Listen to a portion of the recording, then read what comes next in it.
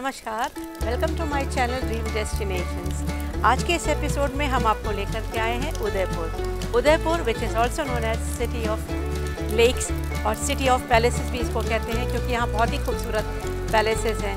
तो चलिए चलते हैं उदयपुर की सैर पर। उदयपुर आने के लिए आप कोई भी ऑप्शंस ले सकते हैं। It is very well connected with all the major cities of India. अभी हम मुंबई से फ़्लाइट से आ रहे हैं और 1 घंटे की फ़्लाइट है, डायरेक्ट फ़्लाइट हमें मिल गई थी। साथ ही साथ उदयपुर में अगर आप आसपास के किसी शहर से आ रहे हैं तो आप रोड ट्रांसपोर्ट की, राजस्थान रोड ट्रांसपोर्ट की बसेस ले सकते हैं, और या तो अपने प्राइवेट व्हीकल से आप उदयपुर आ सकते हैं बाय रोड। उदयपुर को वेनिस ऑफ द ईस्ट भी कहा जाता है। साथ ही साथ जैसा कि हम सभी जानते हैं कि इसको सिटी ऑफ लेक्स कहा जाता है, as there are so many beautiful lakes in Udaipur. और चारों तरफ से ये ब्यूटीफुल अरावली हिल्स से घिरा हुआ है और इतनी ज़्यादा ग्रीनरी है चारों तरफ। और यहाँ आने का जो बेस्ट सीज़न है वो मानसून का है, क्योंकि उसके बाद यहाँ का जो पूरा एरिया है वो काफ़ी हरा भरा हो जाता है। सुंदर नज़ारे और रास्तों से होते हुए हम अब अपने होटल की तरफ जा रहे हैं। जब हमने उदयपुर आने का प्लान किया था तो कहीं ना कहीं मेरे दिमाग में ये बात थी कि अगर हम राजस्थान जा रहे हैं तो किसी ऐसी जगह पर क्यों ना स्टे किया जाए जिससे हमको राजस्थान की जो हेरिटेज प्रॉपर्टी है या इस तरह की कोई लोकेशन उसका एक्सपीरियंस मिले। तो हमने जो होटल सिलेक्ट किया था वो है जस्टा राजपुताना, और ये एयरपोर्ट से करीब 25 किलोमीटर के डिस्टेंस पर है। काफ़ी खूबसूरत हमारा जो होटल है, और यहाँ पर छोटी छोटी कॉटेजेस और साथ में रूम्स वगैरह भी हैं। सो एक झलक आपको मैं अपने रूम के दिखाती हूँ। It's such a beautiful place to stay, और अगर आप भी कुछ इस तरह का अलग अनुभव करना चाहते हैं so this place is worth. Otherwise यहाँ पर हर बजट के होटल अवेलेबल है। So whenever you want to come to Udaipur you can book your hotel through popular travel websites.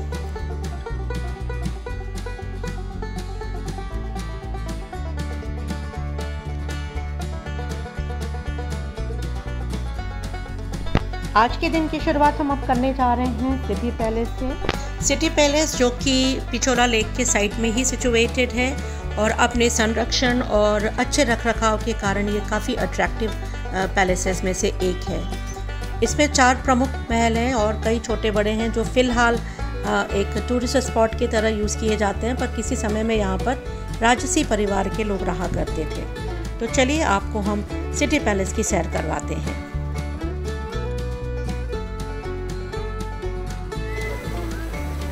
मेरे पीछे आपको सिटी पैलेस का एंट्री गेट दिखाई दे रहा है, और इस जगह तक पहुंचने के लिए आप नीचे कार पार्क से इलेक्ट्रिक व्हीकल ले सकते हैं जो 50 रुपीज़ पर हेड के हिसाब से लेकर के आते हैं। साथ ही साथ सिटी पैलेस का जो एंट्री टिकट है दैट इज़ 330 रुपीज़ पर हेड। इस एंट्री गेट के अंदर जाने के बाद आपको म्यूज़ियम और महल दोनों मिलेंगे, और इस 330 रुपीज़ के टिकट में आप दोनों जगह विज़िट कर सकते हैं। ये सिटी पैलेस म्यूज़ियम का एंट्री पॉइंट है, और यहाँ पर मेटल डिटेक्टर्स लगे हुए हैं। इसको पार करके ही आप इसके अंदर प्रवेश पा सकते हैं। और ये महाराणा प्रताप कक्ष, और जैसा कि हम सभी जानते हैं कि सिटी पैलेस जो है एक पैलेस कॉम्प्लेक्स है, और जिसका निर्माण मेवाड़ वंश के कई शासकों ने मिल करके करीब 400 साल के ड्यूरेशन में कंप्लीट करवाया था।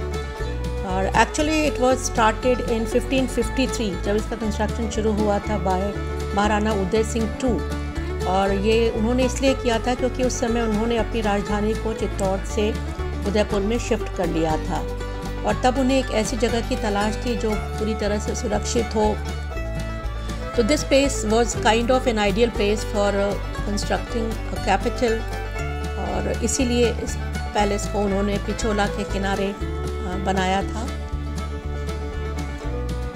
The city palace in Udaipur was built in a flamboyant style and is considered the largest of its kind। और इसके अंदर ऐसे पतले पतले खूबसूरत रास्ते हैं, संकरी गलियां हैं, जिसको देख करके यकीन नहीं होता कि उस समय के जो राजा या महाराजा हुआ करते थे वो कैसे, कहते हैं उनके बड़े विशाल काय होते थे, तो वो इन रास्तों से होकर के कैसे गुजरते थे या कैसे चलते थे। साथ ही साथ यहाँ पे बहुत सुंदर झरोखे हैं जिनसे अच्छी हवा आती थी और शायद इसीलिए ये जगह जो है वेल वेंटिलेटेड हुआ करती थी। सो अपनी तरह का एक बेहतरीन आर्किटेक्चर का नमूना है। और जैसा कि आप देख रहे हैं सामने, ये बहुत ही खूबसूरत कांच की नक्काशी के द्वारा एक सुंदर सुंदर दीवारों पर सजावट की गई है। और इस तरह से हम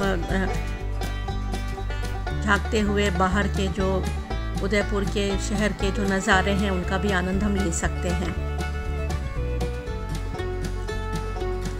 actually this palace is a fusion of the Rajasthani and Mughal architecture. इसमें दोनों ही झलक मिलती है हमको।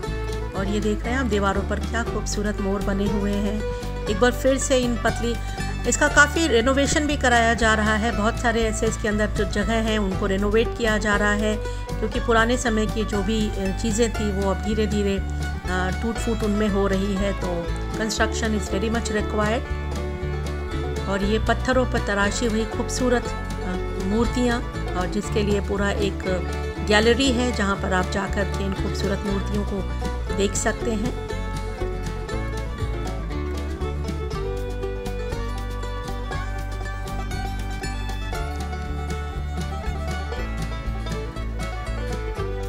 और ये वो पालकियाँ हैं जो इस्तेमाल में लाई जाती थी जब राजा या रानियाँ एक जगह से दूसरी जगह जाती थी, तो वो पैदल नहीं, या तो वो घोड़े और हाथी पर जाते थे, और या इस तरह से खूबसूरत पालकियों में जाते थे। ये महाराणा प्रताप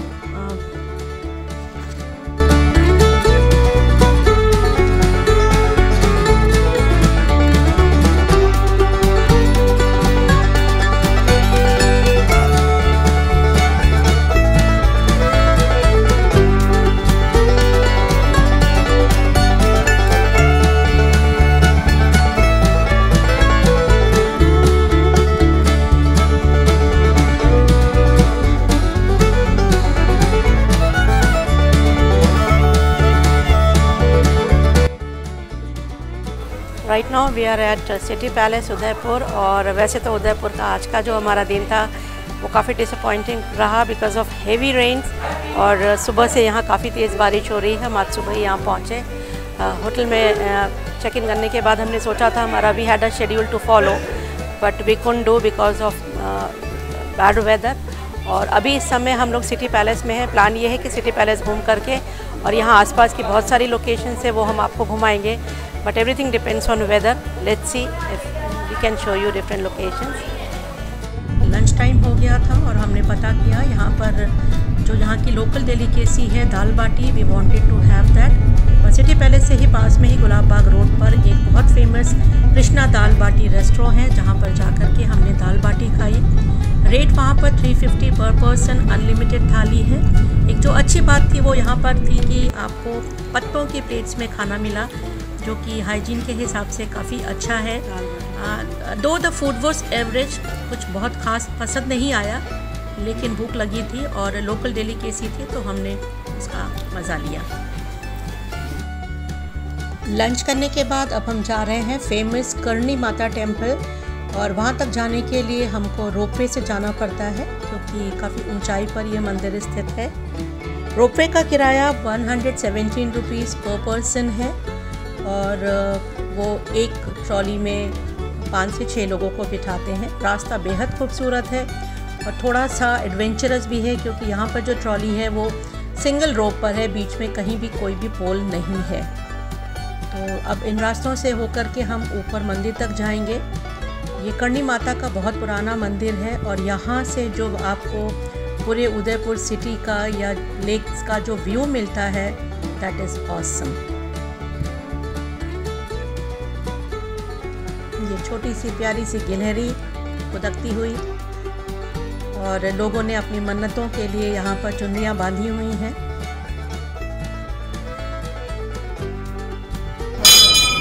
ये एक सफ़ेद संगमरमर का बना हुआ बेहद खूबसूरत मंदिर है, और अभी भी ये अंडर कंस्ट्रक्शन है। अभी यहाँ पर कंस्ट्रक्शन रेनोवेशन का काम चल रहा है, और इसके चारों तरफ का जो व्यू है वो काफ़ी अद्भुत है। तो यहाँ पर आना आप बिल्कुल चाहेंगे। और ये करणी माता और इनके हमने दर्शन किए। ये उनकी प्रतिमा यहाँ पर अंदर स्थापित है। ये आसपास का सुंदर व्यू, बारिश हुई थी इस वजह से काफ़ी बादल भी हैं और ये लेक का एक पैनोरामिक व्यू आपको यहाँ से नज़र आता है, बेहद खूबसूरत। यहाँ पर आकर के कुछ देर यहाँ पर ज़रूर आप समय बिताइए, थोड़ी देर यहाँ पर रिलैक्स करिए और वापसी में थोड़ी सी कुछ विंडो शॉपिंग भी कर लेते हैं। मैंने यहाँ से एक एंकलेट ख़रीदा क्योंकि बहुत ही सुंदर था एंड आई कुडंट रेजिस्ट। और ये दर्शन के बाद अब मैं वापस नीचे की तरफ जाते हुए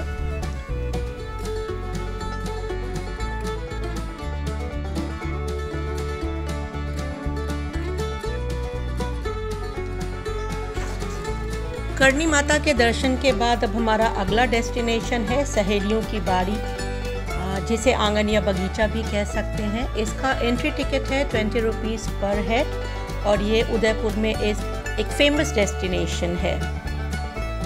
इसके अंदर अगर आप आगे जाएंगे, अभी हम आपको दिखाएंगे कि बहुत ही सुंदर संगमरमर के हाथी, कमल का फूल और बहुत सारे फव्वारे बने हुए हैं। इस बाड़ी को महाराजा संग्राम सिंह जी ने बनवाया था और यहाँ पर एक छोटा सा म्यूज़ियम भी है जो इंडियन हिस्ट्री के बारे में काफ़ी जानकारी प्रदान करता है।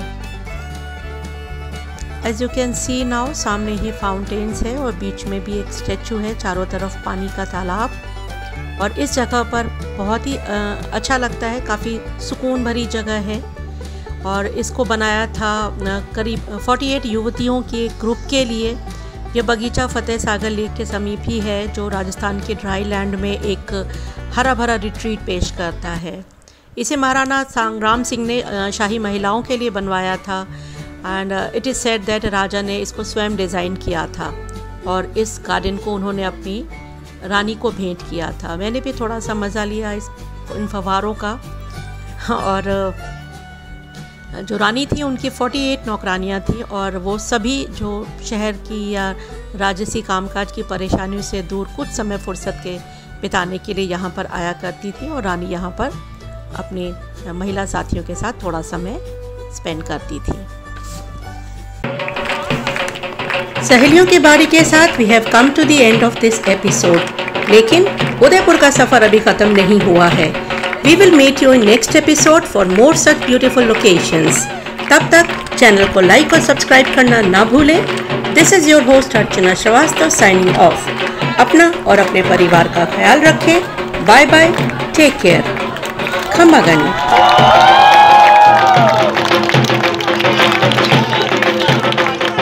आज हमारा दूसरा दिन है and this is the place where we stayed yesterday.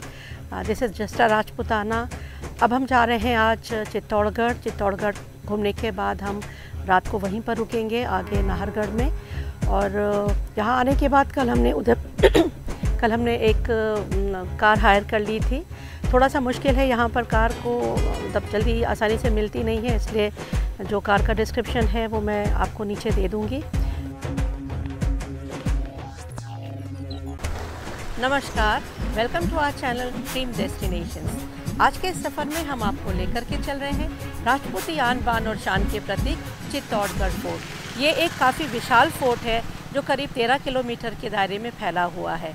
तो चलिए निकलते हैं आज के सफ़र पर।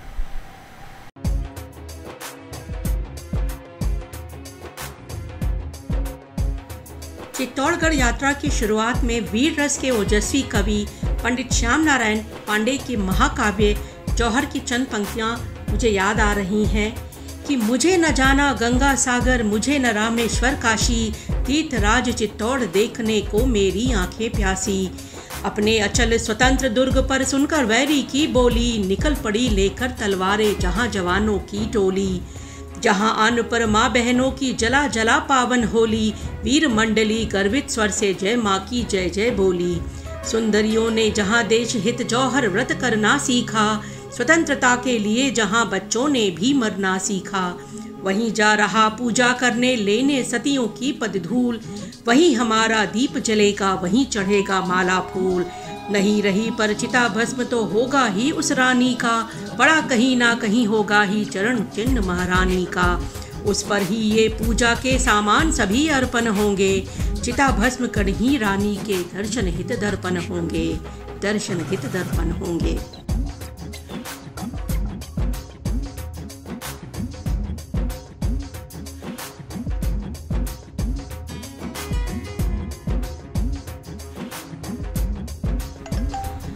चित्तौड़गढ़ फोर्ट में एंट्री के लिए हम लोग पीछे के साइड से जाते हैं और ऐसे 7 गेट आपको नज़र आएंगे जब आप अंदर की तरफ जाएंगे। और यहाँ पर गेट को पोल कहते हैं, तो कुछ 7 गेट जिनके नाम राम पोल, लक्ष्मण पोल, हनुमान पोल, ये सारे दरवाजे आपको रास्ते में दिखाई देंगे। और करीब 2.5 किलोमीटर का ये रास्ता है जब आप ऊपर एक्चुअल फोर्ट में पहुँचते हैं। ये तुलजा भवानी मंदिर है सामने, ये मराठा वंश की कुलदेवी तुलजा भवानी। इनके मंदिर महाराष्ट्र में भी काफ़ी पाए जाते हैं, तुलजा भवानी मंदिर। देखिए सर, जो आप किला घूमना है ना, इस पर आपका स्वागत है। जो किला घूमने आए हैं, एशिया महाद्वीप का सबसे बड़ा फोर्ट है जो 13 किलोमीटर के एरिया में फैला हुआ है। इस किले का निर्माण किया था 7वीं सेंचुरी के अंदर चित्रांगत मौर्य ने। तो चित्रांगत मौर्य के नाम पर इस किले का नामकरण हुआ Chitrakoot, then present time Chittorgarh. एक कहावत कही गई, गढ़ में गढ़ चित्तौड़गढ़, बाकी सब गढ़ैया। इस किले से बड़ा विश्व में ऐसा दुर्ग नहीं है। जब आप 7 गेट क्रॉस करके किले के ऊपर आए थे, ये किले के बैक साइड की डोर है। किले का जो फ्रंट गेट है बैक साइड की ओर है, जहाँ से पुराने ज़माने में राजा आते थे, हाथी घोड़े आते थे, वो यहाँ से 5 किलोमीटर दूर है। ये 7 गेट का निर्माण 13वीं सेंचुरी के अंदर जब अलाउद्दीन खिलजी अटैक करता है तब बनाए थे, क्योंकि अलाउद्दीन खिलजी 6 महीने तक इस किले को घेराबंदी करके रखता है, तो किले का लांच पानी सारा ख़त्म हो जाता है। तो राणा कुंभा 1433 के अंदर 7 गेट का निर्माण करते हैं, जो अभी आप गाड़ी से चढ़ कर आए। हाँ हाँ, जो 14 सेंचुरी से लेकर 16 सेंचुरी तक किले का मेन डोर इधर रहा है।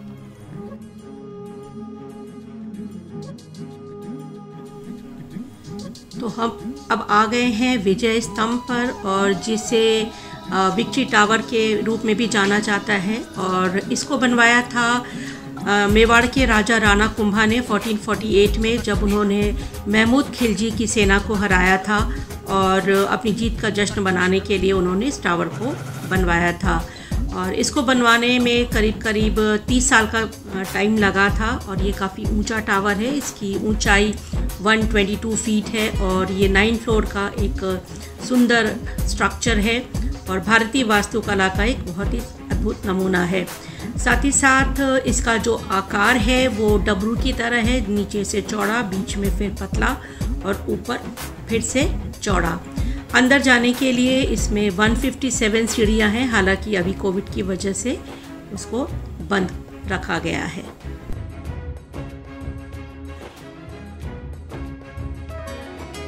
सर, आपको गेट देखने को मिलेगा, ये गेट है जोहर गेट। जब भी रानियों को जोहर करना होता है इसी गेट से अंदर इंटर करती और आगे जाके गोमुख कुंड में स्नान करके महादेव जी के मंदिर के अंदर 16 श्रृंगार होता था लेडीज़ का, 16 श्रृंगार उतारा, फिर जोहर करने के लिए आगे बढ़ती। सर, आपको यहाँ पर 2 गेट देखने को मिलेंगे। फ्रंट साइड के अंदर दिख रहा ना, वो सती गेट। पति की मृत्यु पर पत्नी को भी आग में जलना पड़ता था, तो सामने सती। जिस गेट से अपन इंटर हुए हैं ये जोहर गेट। सामने आपको जो गार्डन दिखाई दे रहा है, ये गार्डन 1965 से पहले 100 फीट नीचे गिरा डीप बावड़ी थी। इसी बावड़ी के अंदर चंदन की लकड़ी से आग जलाया तो 16,000 वीरांगनाओं ने एक साथ जोहर किया। हाँ, उसी जगह। हाँ, 1965 के बाद जब आर्कियोलॉजी डिपार्टमेंट इस किले के ऊपर आता है तो उस बावड़ी के अंदर खुदाई करता है। खुदाई करने पर सोने चांदी के बर्तन, हड्डियाँ व कुछ चंदन की लकड़ियाँ निकलती है, जिससे सिद्ध होता है कि यहीं पर जोहर हुआ था। तो इसको फिलअप कर दिया जाता है कि बच्चे बूढ़े घूमने आते हैं, अंदर को गिर ना जाए, इसीलिए वो फिलअप करके गार्डन के रूप में बदल देते हैं। वो सामने ब्लैक कलर के अंदर बोर्ड लगा देते हैं जोहर स्थल। इसको अभी हम देखेंगे। हाँ बिल्कुल। इसी गार्डन के बीच में आपको छोटा सा हवन कुंड बना हुआ दिखाई दे रहा है आगे फ्रंट साइड के अंदर, ये बीच। हाँ, छोटा सा हवन कुंड इसलिए बना रखा, महाराणा प्रताप की जो वंशज है अभी भी जिंदा है, उदयपुर सिटी पैलेस के अंदर रहते हैं। उन्हीं के द्वारा हर मार्च के अंदर एक मेला लगाया जाता है, जोहर मेला। पूरा मेवाड़ इकट्ठा होता है। रानी पद्मिनी, कर्णावती, फूलकाव जैसी बड़ी बड़ी रानियों ने जोहर किया, उनकी आत्मा को शांति प्रदान करने के लिए हवन कुंड में हवन करवाया जाता है। आपने सुना होगा सिर्फ रानी पद्मिनी ने जोर किया, लेकिन उसके अलावा 2 जोर हुए। 1303 के अंदर रानी पद्मिनी ने जोर किया 16,000 लेडीज के साथ। सेकंड जोर हुआ 1535 के अंदर, जब अटैक करते हैं गुजरात के बहादुर शाह और यहाँ की रानी होती है रानी कर्णावती राखी भेजती है हुमायूं को। राखी जाने में 2 दिन लेट हो जाता है, जब तक बहादुर शाह मौका देकर अटैक कर देते हैं। तो रानी आत्मसम्मान को बचाने के लिए 13,000 लेडीज साथ जोर करती है, सेकंड जोर। तीसरा जोर हुआ 1567 के अंदर, जब यहाँ की रानी होती है फूल कवर, वो अटैक करता है अकबर। तो रानी आत्मसम्मान को बचाने के लिए 8,000 लेडीज़ व बच्चों के साथ जोर करती है। तीनों जोर यहीं पर का सिलसिला काफ़ी पुराना है बिल्कुल। उसी के बाद सती स्टार्ट हुआ। जब भी किसी का सैनिक का मृत्यु होता था तो उसकी जो वाइफ होती थी उसको इधर लाके जलाया जाता था। कहने का मतलब ये हुआ शमशान भूमि के ऊपर बनाया गया टेम्पल, सामने समाधीश्वर टेम्पल। ओके,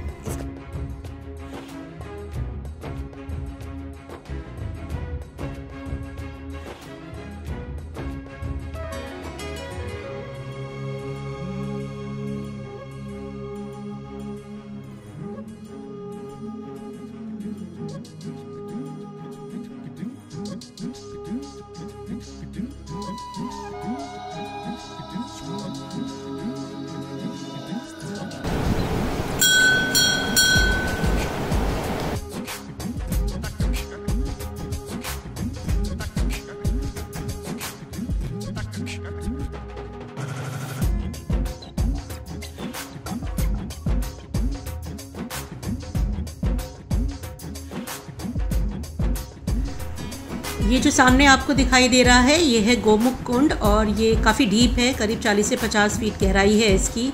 और इसके बारे में ऐसा कहते हैं, यहाँ पर लोगों ने बताया कि ये वही स्थान है जहाँ पर रानी पद्मिनी स्नान करने आया करती थी। इसके सामने ही उधर की तरफ एक महादेव जी का मंदिर है जहाँ पर रानी स्नान के बाद पूजा किया करती थी। और यहाँ तक पहुँचने के लिए वो गुफाओं का या टनल का रास्ता अपनाती थी, क्योंकि जैसा कि सब जानते हैं रानियां लोगों के सामने नहीं निकलती थी, पर्दा प्रथा का पालन किया जाता था। तो this place is called Gomukh कुंड।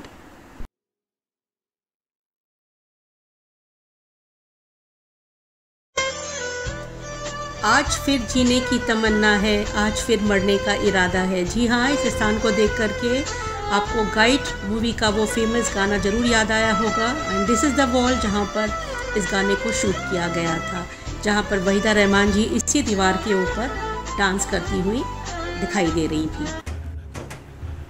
तो अब हम जा रहे हैं कुंभा श्याम मंदिर, जो कि भगवान विष्णु को समर्पित है और जो यहाँ पर वराह अवतार के रूप में पूजे जाते हैं। तो चलिए मंदिर के दर्शन करते हैं।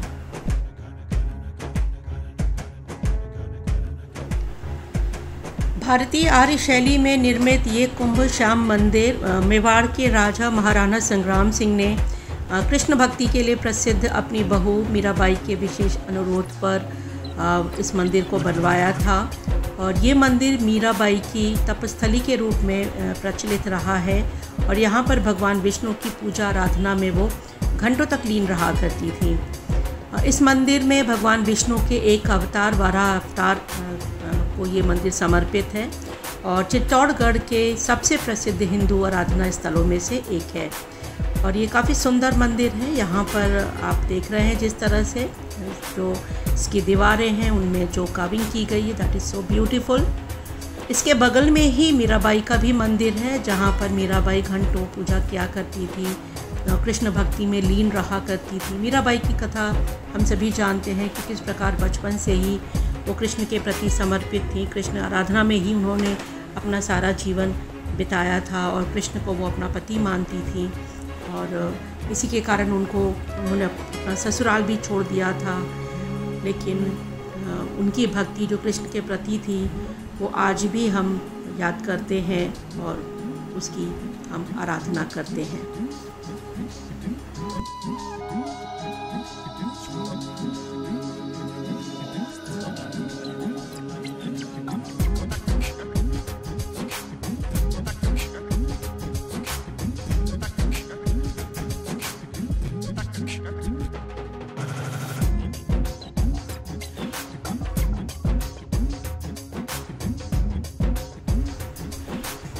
मंदिर से बाहर निकलते ही मुझे एक सब्सक्राइबर मिली जिन्होंने मुझे पहचान लिया and she wanted a picture to be clicked with मी।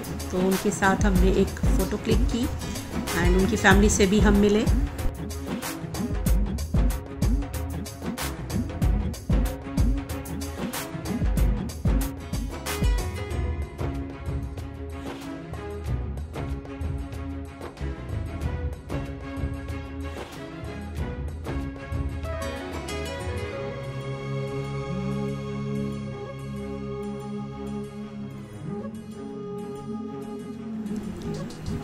अब जो लेफ़्ट में आपको पानी से घिरा हुआ एक छोटा सा महल दिखाई दे रहा है, ये है रानी पद्मावती महल।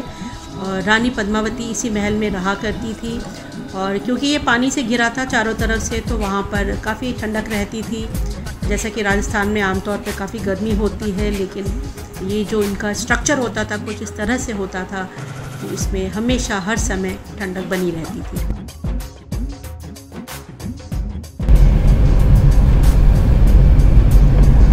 ऊपर आपको खिड़की दिखाई देगी छोटी सी, ये लूटी रानी का महल। लूटी रानी? हाँ, लूटी रानी का महल। जब रानी लूट जाती थी ना, यही आके बैठ जाती। हाँ, ये आके बैठ जाती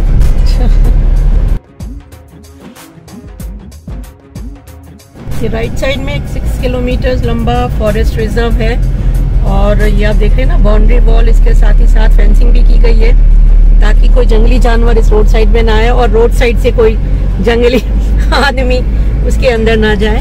सो यहाँ पे आप देख रहे हैं सामने मृग वन दुर्ग है। यहाँ पर डियर और बारहसिंगा जैसे एनिमल्स यहाँ पे पाए जाते हैं, उनके रख रखाव के लिए बना रखा। ब्यूटीफुल लोकेशन, वाओ, इतना सुंदर।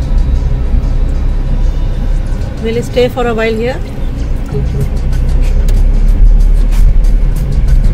अपन थोड़ा सा आगे रुके।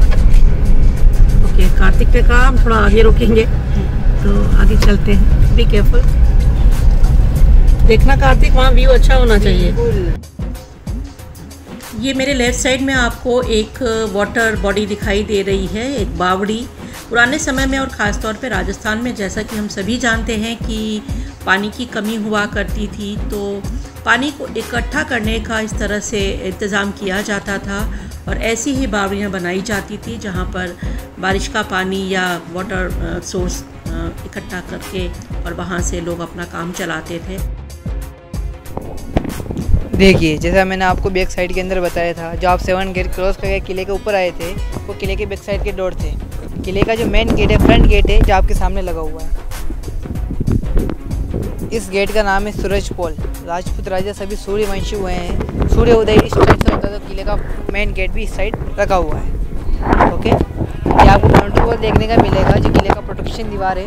वी शेप देखते हो, जिसमें से गर्म तेल व गर्म पानी डालते थे। ऊपर 3 छेद देखने को मिलेंगे, जिसमें से तीरे व बंदूकें छोड़ने का काम आता था।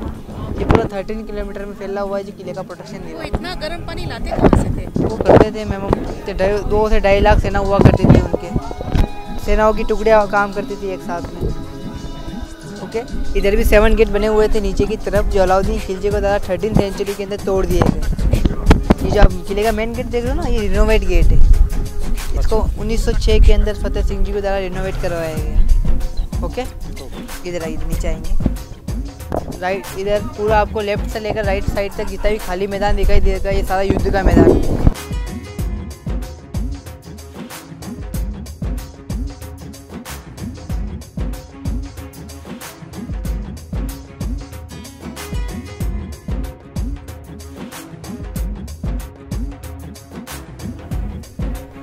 With this, we have come to the end of this episode. Hope you like this episode. Next episode में ऐसे ही एक exciting सफ़र पर आपसे फिर मिलेंगे। तब तक चैनल को लाइक और सब्सक्राइब करना ना भूलें। This is your host Archana Srivastava signing off. अपना और अपने परिवार का ख्याल रखें। Bye bye, take care. Good morning friends, dream destinations में एक नई सुबह के साथ मैं आपकी होस्ट अर्चना श्रीवास्तव आपका फिर से स्वागत करती हूँ। यूजुअली हम सोचते हैं कि हम किसी ऐसी जगह पर जाएं जो हर जगह से हटकर हो, हम एक डिफरेंट एक्सपीरियंस हो। तो आज हम आपको ऐसी ही एक जगह पर लेकर आए हैं। ये जगह है लेक पैलेस नाहरगढ़, जो सिचुएटेड है एक सुंदर सी लेक के बीचों बीच ये पैलेस एक होटल है जहाँ पर हमने कल स्टे किया था। और अगर हमको आमतौर पर हम सोचते हैं कि ऐसी कुछ प्रॉपर्टीज़ काफ़ी महंगी होती होंगी and we can not afford it, but you are wrong, this place is worth visiting and you can easily afford staying here. हम आसपास चारों तरफ आप देख सकते हैं कितनी खूबसूरत पहाड़ियाँ हैं, और यहाँ तक पहुँचने के लिए जब आप बोट से होकर आते हैं तो वो एक्सपीरियंस आपको एक अलग ही मज़ा देता है।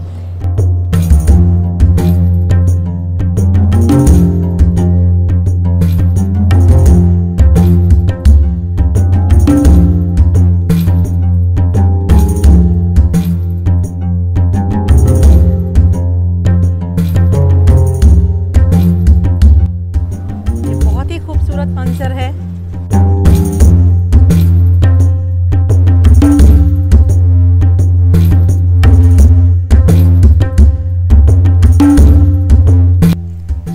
जस्टा लेक नाहरगढ़ पैलेस में कल हमने स्टे किया था और अब हम वापस उदयपुर जा रहे हैं। Like I already told you कि यहाँ तक आने के लिए आपको बोट लेनी पड़ती है।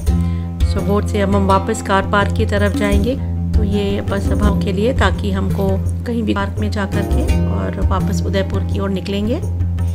और सामने देखिए कितना खूबसूरत एक ऑस्ट्रिच शुतुरमुर्ग, और ऐसे खुले में तो घूमते हुए मैंने पहली बार देखा है। ये जो प्राइवेट प्रॉपर्टी है होटल वालों की, और ये देखिए कैसे ये गाड़ी के ग्लास में टैप कर रहा है।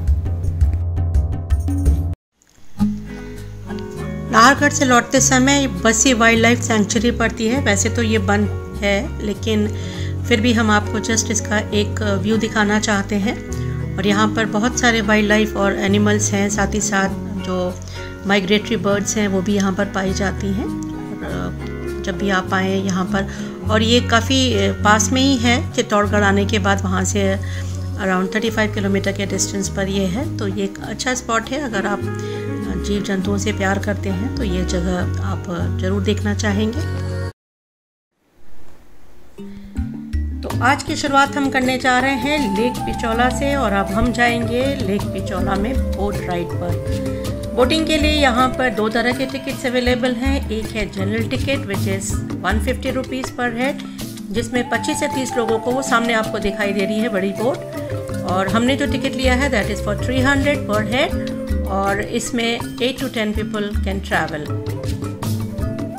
तो चलिए लेक पिचौला में राइड करते हुए, यहाँ पर बीच बीच में आइलैंड्स पर डिफरेंट लोकेशंस हैं, जैसे कि आप सामने देख रहे हैं। अगर आपको याद होगा पिछले एपिसोड में सिटी पैलेस घूमते वक्त मैंने आपको लेक पिचौला दिखाई थी, और अब मैं आपको लेक पिचौला से सिटी पैलेस दिखा रही हूँ। ये सामने है lake palace hotel which is now a 5-star property bye Taj, situated almost in the center of Lake Pichola। पहले इसे जगनिवास पैलेस भी कहा जाता था, और यहाँ तक पहुँचने के लिए boat is the only option। This palace was built by Maharaja Jagat Singh in the year 1746। और एक और जो ख़ास बात इस पैलेस की है वो ये है कि this is east facing so that people can offer pray to sun god। और हमारे हिंदू धर्म में सुबह सुबह भगवान सूर्य के दर्शन करना काफ़ी अच्छा माना जाता है। So an ideal place, but it is quite expensive, around 50,000 per night. सामने आपको दिख रहा है दैट इज़ होटल ललित, और एक ये पानी को साफ़ करने वाली मशीन भी दिख रही है, और इसी तरह से इसकी साफ़ सफाई का ध्यान रखा जाता है शायद। कुछ हमारे सहयात्री भी हैं इस बोट पर, जो कि कुछ स्टूडेंट्स हैं, आए हैं गुड़गांव से, और उनके साथ हमने कुछ बातचीत की, कुछ अपनी सुनी, कुछ उनकी सुनी, और इनको भी काफ़ी अच्छा लग रहा है यहाँ पर, और हम भी अपना स्टे उदयपुर का एंजॉय कर रहे हैं। अब सामने जो आपको दिखाई दे रहा है वो है अनदर होटल कॉम्प्लेक्स, और दिस इज़ अनदर आइलैंड, जो कि एक छोटा सा आइलैंड है, और जिसके ऊपर जो बिल्डिंग है वो हमारे बोट ड्राइवर ने बताया कि वो एक हेलीपैड है। I don't know how true it, but उसने ऐसा ही बताया कुछ। अब हम गुजर रहे हैं जग मंदिर के सामने से, जो कि लेक पिचौला में ही है, एक छोटा सा आइलैंड उसके ऊपर बना हुआ है। It is also known as Garden Palace or Lake Garden Palace. This mandir was constructed between 1620 to 1652. इसको दो महाराजाओं ने मिलकर के या वन आफ्टर दी अनदर, पहले महाराजा अमर सिंह ने इसको शुरू किया था और बाद में महाराजा करण सिंह ने इसको कंप्लीट कराया था। बहुत ही खूबसूरत है और यहाँ आप इंडिविजुअल बोट से भी आ सकते हैं, बिकॉज़ यहाँ पर कुछ रेस्टोरेंट्स हैं जहाँ पर आप कुछ समय बिता सकते हैं, खा पी सकते हैं, एंजॉय कर सकते हैं। और ये एक्चुअली जो पुराने हमारे राजसी परिवार के लोग थे वो इसको एक समर रिजॉर्ट के रूप में इस्तेमाल करते थे और जब कभी वो कोई फेस्टिवल या अपने मेहमानों को बुलाया करते थे तो यहाँ पर वो आते थे। और इतिहासकारों का मानना है कि शाहजहां ने जब अपने पिता जहांगीर से बगावत की थी तो उसने इसी जग मंदिर में आकर के शरण ली थी। Now this palace is famous for destination weddings, और actress Raveena Tandon, she got married here in this Jag Mandir only. Lake Pichola के बारे में जो और कुछ खास बातें हैं, जैसे इसको बनवाया था महाराणा लाखा के पीरियड में और एक आदिवासी बंजारे ने इसको बनवाया था। बाद में महाराणा उदय सिंह ने इसको काफ़ी पसंद किया और फिर उसको इन्होंने एक्सटेंड किया था और पिछोला गांव में होने के कारण ही इसका नाम पिछोला पड़ा था।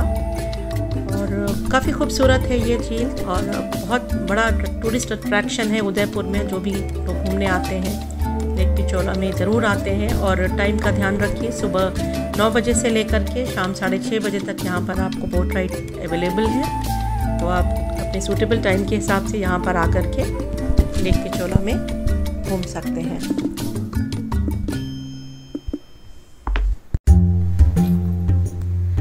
और जैसा कि हम सभी जानते हैं that Udaipur is a city of lakes, तो ये एक और लेक जिसको कहते हैं दूध तलाई लेक और काफ़ी सुंदर है। और शाम के समय यहाँ पर काफ़ी भीड़ होती है, लेक के आसपास लोग वॉक करते हैं। तो यदि आप शाम के समय यहाँ पर आना चाहते हैं तो प्लीज़ गाड़ी लेकर नहीं आइए, क्योंकि काफ़ी ज़्यादा ट्रैफिक जाम हो जाता है। तो थोड़ा दूर कहीं गाड़ी खड़ी कर आप यहाँ तक वॉक करके आ सकते हैं। पिछोला के नॉर्थ साइड में सिचुएटेड है this artificial lake which is known as Fateh Sagar lake. और इस लेक के बीचों बीच नेहरू गार्डन के साथ ही साथ एक ऑब्जर्वेटरी भी है और इसको कनॉट बांध भी कहा जाता है, क्योंकि इसका उद्घाटन ड्यूक ऑफ कनॉट के द्वारा हुआ था। So this is Fateh Sagar lake. आप शाम के वक्त यहाँ आसपास का एरिया काफ़ी अच्छा है जहाँ पर आप वॉक कर सकते हैं।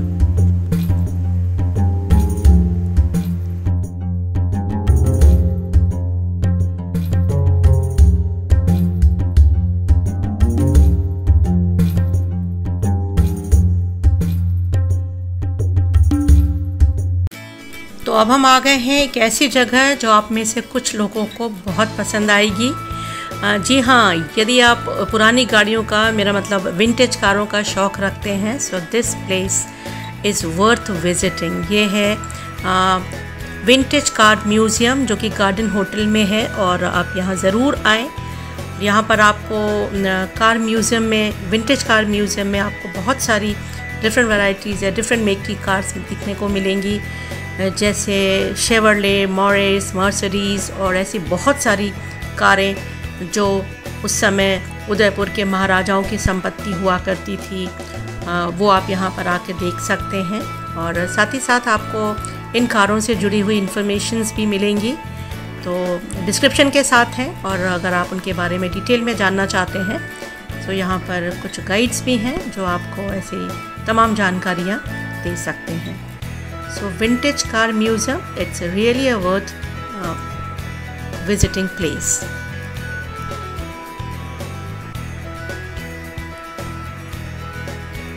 एक बार फिर से याद दिला रही हूँ, चैनल को लाइक और सब्सक्राइब करना नहीं भूलिएगा। आपको ऐसी ही अच्छी अच्छी खूबसूरत लोकेशंस की हम सैर कराते रहेंगे, तो उसके लिए ज़रूरी है कि आपको टाइम टू टाइम नोटिफिकेशंस आते रहें। उसके लिए प्रेस द सब्सक्राइब बटन।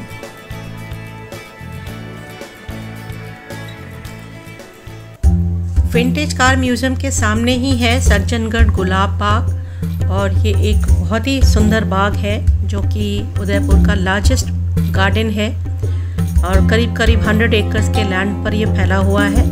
और यहाँ पर बहुत सारी रोज़ की वैरायटीज़ हैं, बहुत सारे गुलाब के आपको मिलेंगे देखने को। थोड़ा समय का अभाव होने के कारण हमने पूरा इसको विज़िट नहीं किया था, लेकिन आप जब भी यहाँ पर आए तो थोड़ा समय निकाल करके उन सारी चीज़ों का ज़रूर आनंद लें। और जैसे कि मैंने आपसे पहले भी कहा था कि शाम के वक्त पिछोला का जो दृश्य है वो काफ़ी लुभावना होता है, तो एक बार फिर से शाम को हम पिछोला लेक आए और हमने यहाँ की खूबसूरती देखी। काफ़ी सुंदर नज़ारा होता है शाम के वक्त। आप यहाँ पर जो वॉकवे है उस पर वॉक कर सकते हैं, और साथ ही साथ इसके आसपास कुछ रेस्टोरेंट्स भी हैं, कुछ फूड स्टॉल्स भी हैं जहाँ पर आप खा सकते हैं, ऊँट की सवारी कर सकते हैं। बहुत ही खूबसूरत और अच्छा दृश्य रहता है।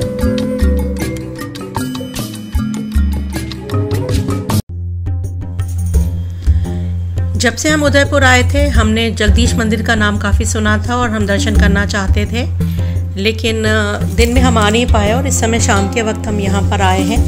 और एक अच्छी बात ये रही कि जब हम यहाँ पहुँचे तो आरती शुरू हुई थी और हमने आरती में भाग लिया और काफ़ी अच्छा लगा, मन को काफ़ी खुशी मिली आरती में शामिल होकर के। एक जो ध्यान देने वाली बात है वो ये है कि जब भी आप जगदीश मंदिर आना चाहें तो अपनी गाड़ी लेकर के ना आए, क्योंकि रास्ता बहुत पतला है और साथ ही साथ बहुत कंजेस्टेड भी है, काफ़ी ट्रैफिक जाम हो जाता है। हालांकि पार्किंग भी है, लेकिन गाड़ी अगर आप कहीं दूर पार्क करके आएँ तो ज़्यादा अच्छा है। एंड इट्स बेटर कि अगर आप यहाँ पर ऑटो से आ जाएं तो फिर आपको कोई परेशानी नहीं होगी। जगदीश मंदिर उदयपुर के फेमस मंदिरों में से एक है और ये 1651 में बनवाया गया था और तब से आज तक लगातार यहाँ पर पूजा हो रही है। और ये एक 3 फ्लोर का मंदिर है, जैसा कि आप देख रहे हैं। दीवारों पर सुंदर कार्विंग की गई है, सुंदर वॉल्स, सुंदर चित्र दीवारों के ऊपर। और इसको बनवाया था महाराणा जगत सिंह ने। तो इतना पुराना मंदिर होने के बाद भी अगर आप उसकी सुंदरता देख रहे हैं तो ये काबिले तारीफ़ है कि इसको आज भी इतनी अच्छी तरह से मेंटेन किया गया है। और विष्णु भगवान के जो वाहक हैं वो है गरुड़, तो उनकी भी यहाँ पर सामने एक छोटी सी प्रतिमा लगी हुई है। तो जब भी आरती के समय भगवान विष्णु की पूजा हुई थी, आरती हुई थी, उसके साथ ही गरुड़ की भी पूजा की गई। और मंदिर के अंदर वीडियोग्राफी अलाउड नहीं थी, हमने दूर से ही आपको दर्शन कराए। और ये चारों तरफ का दृश्य है, उसके आसपास मार्केट है, तो आप छोटी मोटी शॉपिंग भी कर सकते हैं यहाँ पर।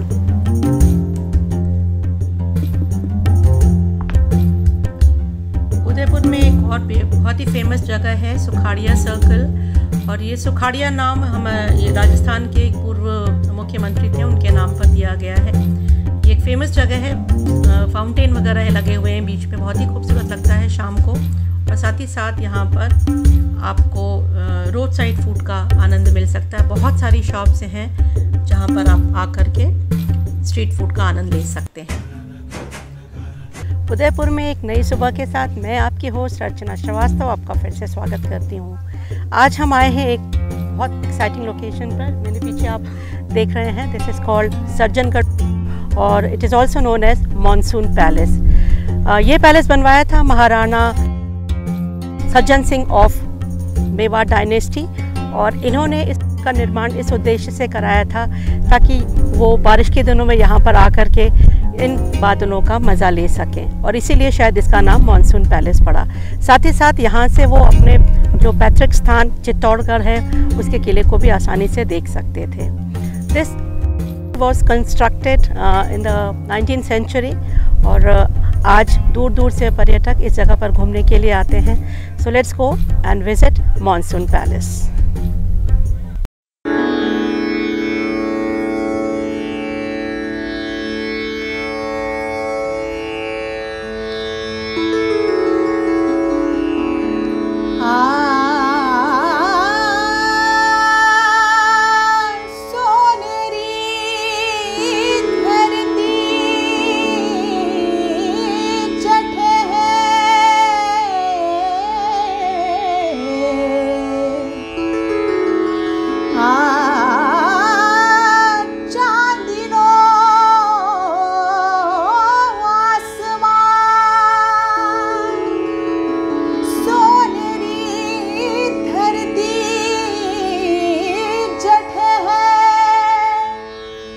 चांदनो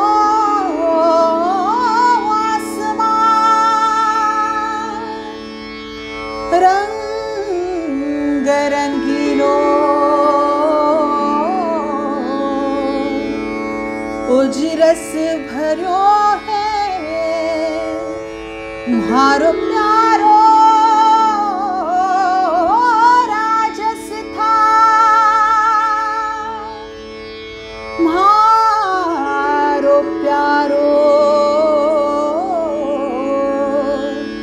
म्हारो प्यारो राजस था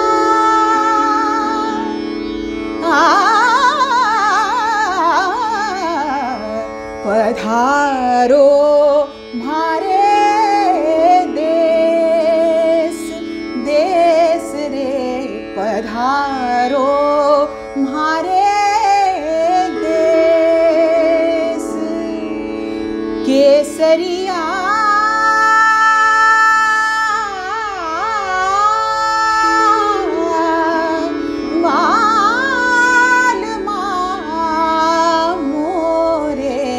पधारो म्हारे देश देश रे थे तो आवो म्हारे देश। उदयपुर के एक शॉर्ट रिकैप के बाद अब हम जा रहे हैं मॉनसून पैलेस, और इसके लिए आपको एंट्री टिकट लेना पड़ता है, दैट इज़ 90 रुपीज़ पर हेड। और अगर आप कार अपनी लेकर के जा रहे हैं तो कार पार्क के लिए आपको 275 रुपीज़ का टिकट लेना पड़ता है। कैमरा भी अगर आप ले जा रहे हैं तो कैमरा के लिए भी आपको 805 रुपीज़ एक्स्ट्रा पे करना पड़ता है। सो इट इज़ बेटर कि आप अपने मोबाइल से ही यहाँ की लोकेशंस को शूट कर लें ताकि आपको एडिशनल खर्च ना करना पड़े।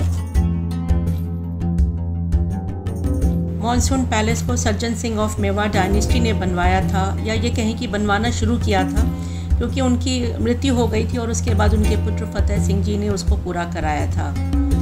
अब हम पार्क से ऊपर की तरफ जा रहे हैं। ये एक 4 फ्लोर का पैलेस है, बहुत ही खूबसूरत है। और यहाँ पर कुछ और इन्फॉर्मेशंस हैं इस पैलेस के बारे में, सज्जन सिंह के बारे में। और हम सभी जानते हैं कि उदयपुर को सिसोदिया वंश के महाराणा उदय सिंह II ने डेवलप किया था या बसाया था। और ये उस समय की बात है जब अकबर ने मेवाड़ राज की राजधानी चित्तौड़गढ़ को चारों तरफ से घेर लिया था। उस समय उन्होंने अरावली की पहाड़ियों से घिरे और पिछौला के किनारे बसे हुए इस स्थान को अपनी राजधानी बनाया था। तो ये यहाँ से आप देख रहे हैं चारों तरफ का व्यू, बहुत ही खूबसूरत व्यू है, बहुत अच्छा और अद्भुत नज़ारा है यहाँ से। अब हम ऊपर की तरफ पैलेस की तरफ जा रहे हैं। और इस मॉनसून पैलेस को महाराजा श्री भागवत सिंह बहादुर जी ने 1956 में मेवाड़ की जनता के फ़ायदे के लिए लोगों को समर्पित किया था, या जनता को समर्पित किया था। और तब से लेकर आज तक ये एक टूरिस्ट अट्रैक्शन के रूप में माना जाता है। जब हम इसके 2 विशाल गेट से अंदर की तरफ जाते हैं तो सामने ही हमको वो सुंदर पैलेस दिखाई देता है, और उसकी चारों मंजिलें हमको यहाँ सामने से नज़र आती हैं। बहुत खूबसूरत है। और अभी भी इसमें रेनोवेशन का काम चल रहा है। काफ़ी मज़दूर हमने देखा यहाँ पर, साइड में कुछ वर्कर्स थे जो यहाँ पर काम कर रहे थे, क्योंकि यहाँ बहुत टूरिस्ट आते हैं तो इसको रख रखाव इसका ज़रूरी हो जाता है।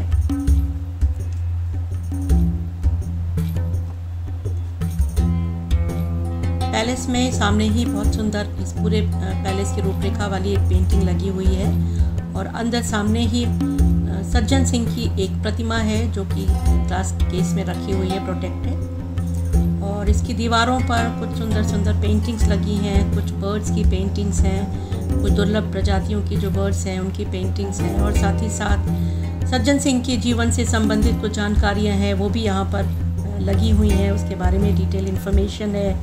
और जैसा कि यहाँ पर हमने जाना कि सज्जन सिंह को ब्रिटिश सरकार की तरफ से उनके कामों के लिए 1881 में स्टार ऑफ इंडिया के ग्रैंड कमांडर की उपाधि दी गई थी। और ये जानकारी हमें पहले नहीं थी, बस यहाँ पर आकर के ही हमने जाना था। और उसके बाद 1884 में ही पेट की बीमारी की वजह से सज्जन सिंह की मृत्यु हो गई थी। उन्हें बहुत अल्पायु में उनकी मृत्यु हो गई थी, और उसके बाद इस महल का काम जो था वो रुक गया था। जिसे बाद में फतेह सिंह जी ने शुरू कराया और कंप्लीट कराया था। ये एक लेपर्ड, और ये मोस्टली नॉक्टर्नल इन नेचर होते हैं और अपनी पूरी लाइफ ये पेड़ों के ऊपर ही बिताते हैं। सामने ही एक स्क्रीन है जिसके ऊपर बायोडाइवर्सिटी ऑफ राजस्थान की पिक्चर्स या मूवीज़ चलती है, जिससे हमें और विस्तृत जानकारी मिल जाती है। इस जगह पर सज्जन सिंह और फतेह सिंह की 2 खूबसूरत पेंटिंग्स लगी हुई हैं।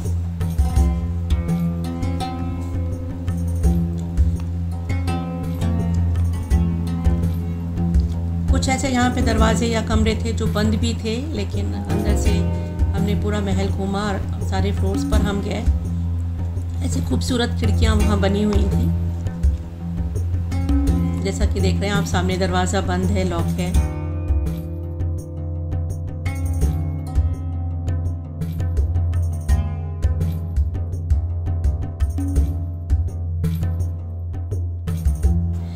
और ये एक और ख़ूबसूरत मॉडल है जो यहाँ के ट्राइबल लाइफ को दिखाता है। राजस्थान की जो कुछ ट्राइब्स हैं उनके बारे में ये मॉडल दिखाता है। हमें जानकारी मिलती है किस तरह वो रहते थे, उनके घर कैसे थे। और ये अब ऊपर के फ्लोर से आसपास का सुंदर नज़ारा। कुछ पपेट्स भी हैं और यहाँ पर भी आपको स्क्रीन के ऊपर बहुत सी जानकारी मिलती है। एक और चीज़ जो मुझे बहुत बहुत गुस्सा आया वो था ये नज़ारा जहाँ लोगों ने पान खाकर थूका हुआ है। And the best part of this Sajjangarh palace, water conservation. यहाँ पे वाटर कंजर्वेशन उस समय से बनाया हुआ है और वर्षा की एक एक बूंद को कलेक्ट किया जाता है। उदयपुर के बारे में एक और ख़ास बात मैं बताना चाहती हूँ। ये जगह हमेशा से बॉलीवुड मूवीज़ के लिए एक फेवरेट डेस्टिनेशन रहा है। बहुत सारी मूवीज़ की यहाँ पर शूटिंग हुई है। Few of the movies are listed here. और इसके साथ ही 1983 में जेम्स बॉन्ड की फेमस मूवी ऑक्टोपसी की शूटिंग भी उदयपुर में हुई थी। वापसी में हमने कुछ लोगों को देखा जो राजाओं के गेटअप में, और कुछ आपस में लड़ाई झगड़ा सा हो रहा था, लेकिन बाद में इन्होंने हमको अपने कुछ फ़ोटोज़ लेने दी, हमसे बातचीत की और ये बताया कि ये आसपास के एरिया से घूमने आए हुए हैं। और बस ये पैलेस घूमने के बाद अब हम वापस कार पार्क की तरफ जा रहे हैं। और ये एक काले मुंह वाले बंदर मतलब लंगूरों का पूरा परिवार इस पेड़ पर मस्ती करता हमें नज़र आया।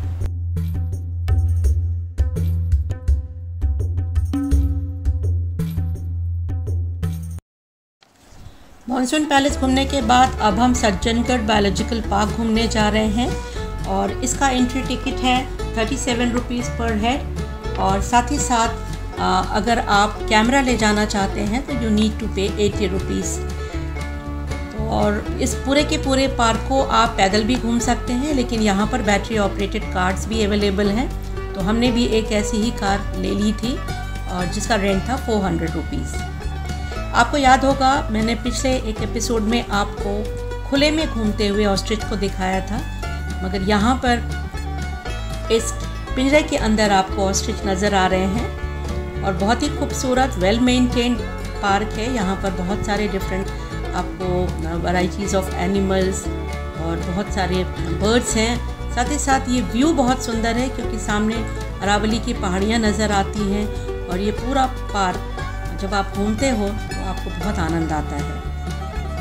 एक और बात ध्यान देने की है कि यहाँ पर अंदर आप कोई भी प्लास्टिक का सामान नहीं ला सकते हैं, कोई बैग नहीं, कोई वाटर बॉटल नहीं। In case you want to carry any water bottle और प्लास्टिक बॉटल, उसके लिए आपको एंट्री पर ही एक टैग लेना पड़ता है और साथ ही साथ you need to deposit 10 rupees. और वो टैग आपको वापसी में फिर से दिखाना है। जब आप बाहर निकलते हैं तो वो टैग और वो बॉटल आपको फिर से वहाँ पर दिखानी पड़ती है। और उसी कार्ट पर घूम रहे हैं हम और बहुत अच्छा लग रहा है। एक डिफरेंट एक्सपीरियंस है। बहुत सारे एनिमल्स हमने देखे यहाँ पर। एंड नॉट टू मिस कि आपको चैनल को सब्सक्राइब भी करना है अगर अभी तक नहीं किया है तो, ताकि आगे भी आपको इस तरह के एक्साइटिंग वीडियोस देखने को मिले। इंडियन पॉर्क्यूपाइन और ये एक क्रोकोडाइल जैसे कि हम जानते हैं कि बहुत आलसी होते हैं, तो वैसे शायद सो रहा है, आई डोंट नो। और ये एक लेपर्ड बहुत ही शांति से बैठा है। बारिश भी शुरू हो गई है अभी, और हमने लॉन्ग शॉट में इसको कवर करने की कोशिश की, और ये बहुत ही सुकून से बैठा हुआ शायद बारिश का आनंद ले रहा है। As you can see, beautiful. तो इस तरह से आप बायोलॉजिकल पार्क भी घूम सकते हैं, और ये जगह बिल्कुल सज्जनगढ़ मानसून पैलेस के बगल में।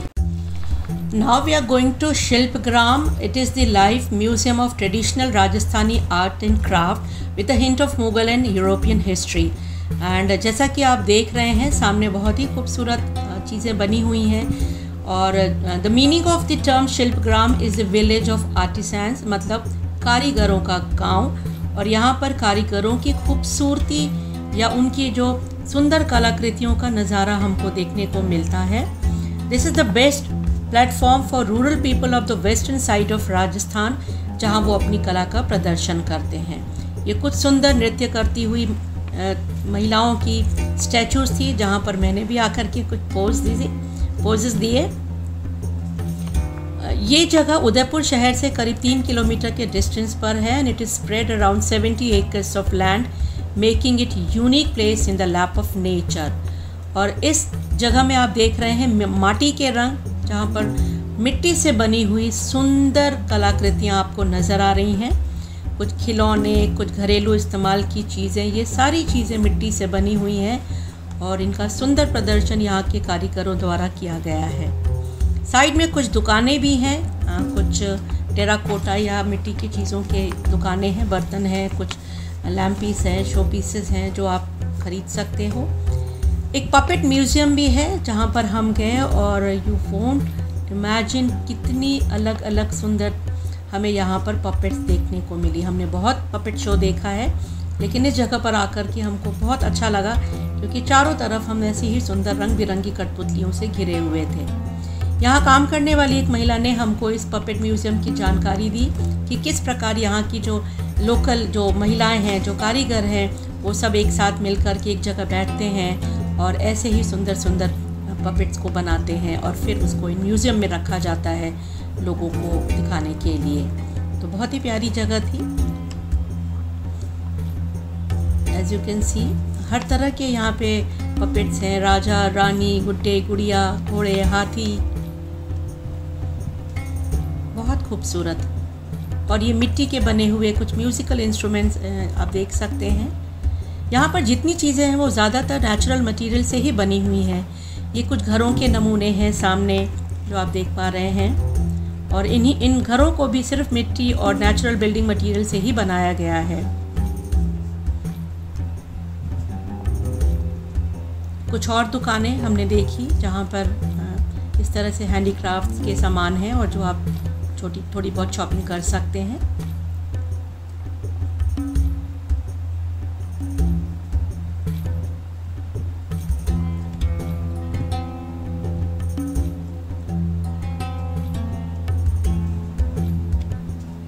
बहुत सी ऐसी चीज़ें हैं जिन्हें ख़रीदने का आपका ज़रूर मन करेगा।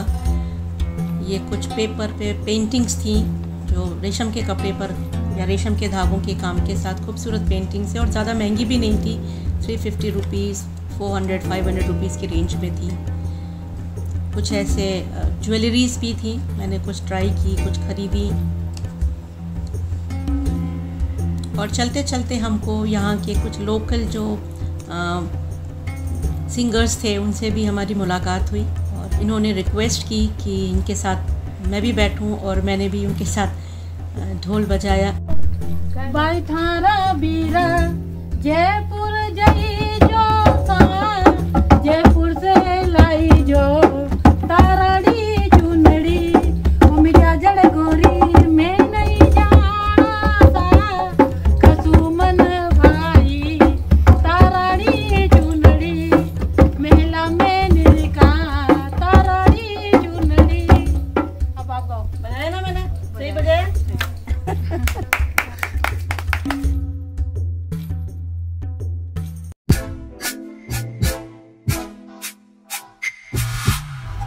उदयपुर में आप कुछ शॉपिंग भी कर सकते हैं। बहुत सारी ऐसी चीज़ें यहाँ पर अवेलेबल हैं जो आप ख़रीदना चाहेंगे, और मैंने भी ऐसी छोटी मोटी विंडो शॉपिंग की यहाँ पर।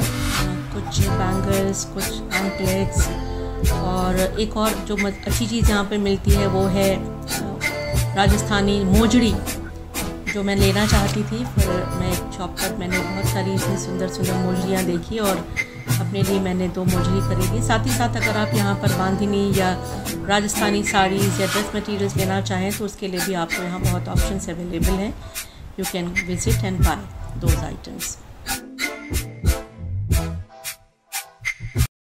This is the hotel Jastra Sajjangarh Resort and Spa where we stayed yesterday, and this is very close to Monsoon Palace. तो हमने ये जगह सेलेक्ट की ताकि यहाँ से हम सुबह आसानी से मॉनसून पैलेस जा कर के घूम सकते हैं।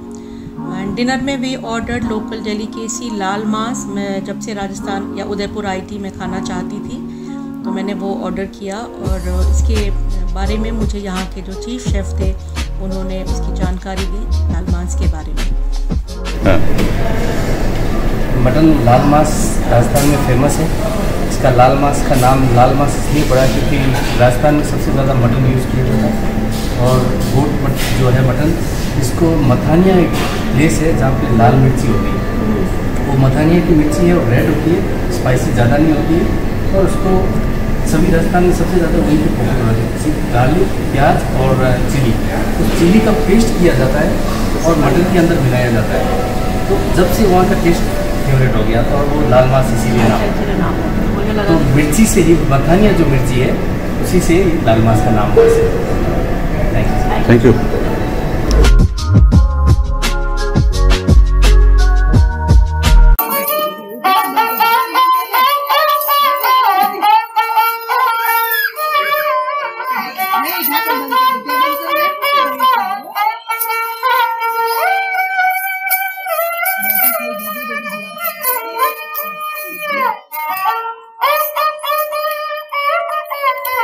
इसी के साथ उदयपुर का हमारा ये सफ़र अब यहीं पर ख़त्म होता है।